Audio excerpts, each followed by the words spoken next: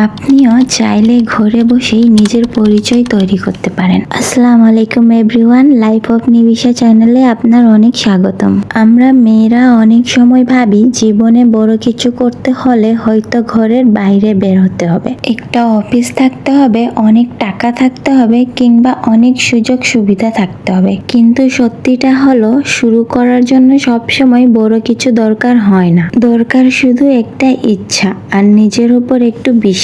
আজকে যেমন আমি ঘরের কাজ করছি, কাপড় গুছাচ্ছি, রান্না বান্না করছি, দেখতে হয়তো এগুলা খুব সাধারণ কিছু কাজ, কিন্তু এই সাধারণ কাজগুলোর মাঝেও আমি আমার স্বপ্নগুলোকে বাঁচিয়ে রাখছি। কারণ আমি বিশ্বাস করি হাউসওয়াইফ হওয়া মানে নিজের স্বপ্নকে শেষ করে দেওয়া নয়, বরং ঘর সামলানোর পাশাপাশি আমরা চাইলে নিজের জন্য একটা জায়গা তৈরি করতে পারি। হয়তো কারো হাতে অনেক সময় নেই, হয়তো কারো কাছে ইনভেস্টমেন্ট করার মতো টাকা নেই, হয়তো কেউ ভাবছে আমি তো কিছুই পারি না, আমি কিভাবে শুরু করব। কিন্তু একটা কথা মনে রাখবেন, আপনি যদি আজ কিছুই না পারেন তাহলে আজ থেকেই শেখা শুরু করুন। মোবাইলটা শুধু ফেসবুক, টিকটক, ইউটিউব দেখার জন্য না, এই মোবাইলটা হতে পারে আপনার শেখার মাধ্যম। আপনি রান্না ভালো পারেন, সেটা নিয়ে কন্টেন্ট করতে পারেন। হাতের কাজ পারেন, সেটা শিখে বা শিখিয়ে কাজ করতে পারেন। ভালো কথা বলতে পারেন, ভয়েস ওভার করতে পারেন, সুন্দরভাবে কিছু উপস্থাপন করতে পারেন,